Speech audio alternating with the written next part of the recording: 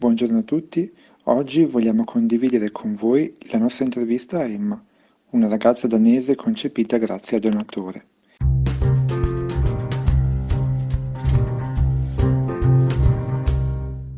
Ciao Emma, vuoi brevemente presentarti? Hello, my name is Emma. I'm 24 years and I'm from Denmark. I am donor conceived from was sperm from an anonymous sperm donor, as at that point in Denmark we didn't have the opportunity to choose open donors. So this really wasn't a choice for my parents to make.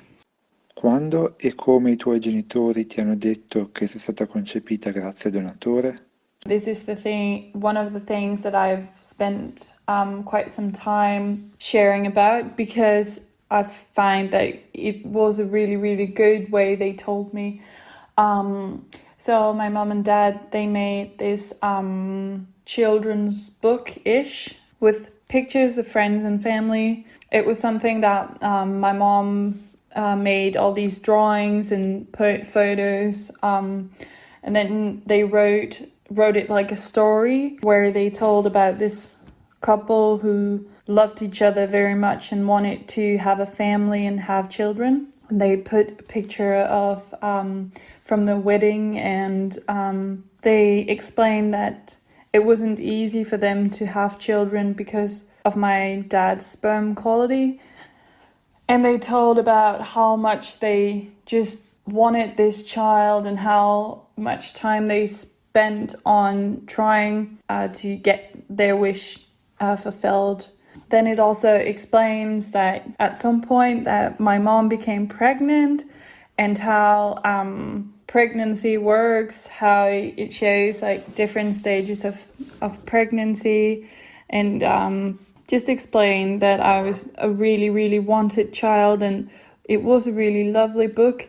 And we read it as a nighttime story from I would say around 2. And then I gradually understood more and more about my conception and how it all works and who played a part and why it ended up being as it was. So I understood gradually, and therefore there's not a moment where my parents told me, because it was always something that we were very open about. I could always ask questions, and then we would look at some of the drawings and maybe they would explain a bit more. So yeah, that is one way that is the way my parents chose to tell me about my conception, and I'm really, really grateful for that, because I think it was a really good way, both for me as a child, but also for my parents, because sometimes it can be hard to know what to say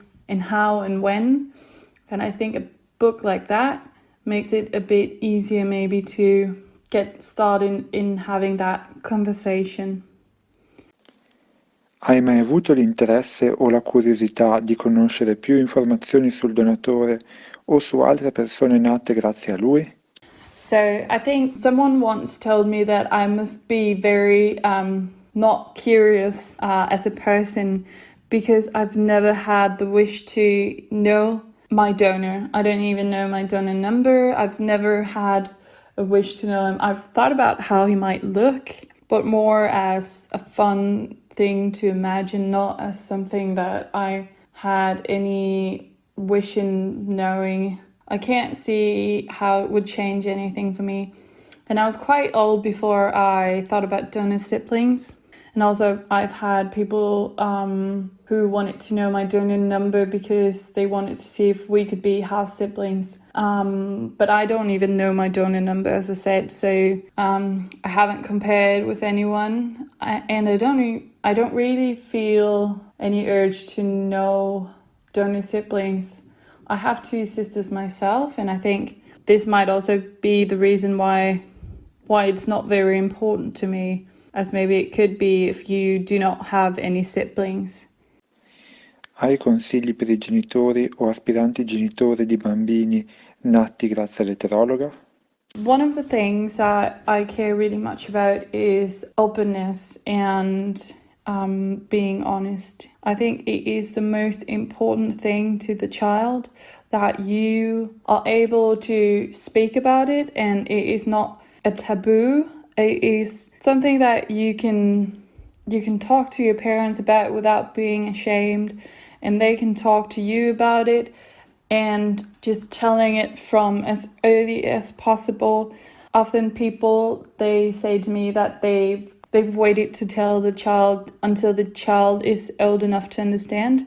And I think this is really a mistake, because I think you often underestimate how much children actually understand and how much they want to understand. And it might be that they don't understand everything from the beginning, but they will understand some of it, and then they'll gradually understand more and more of what it means.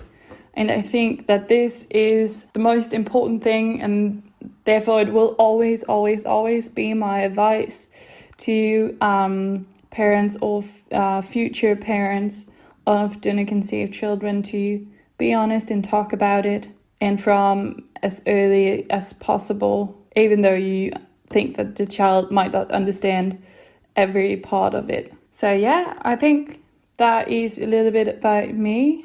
I also have my blog, Donor Child, Emma Grönberg. You can go in and check it out. I write about different stuff about donor conception and infertility. So yeah, thank you very much. Grazie di cuore, Emma, per aver condiviso con tutti noi la tua commovente storia.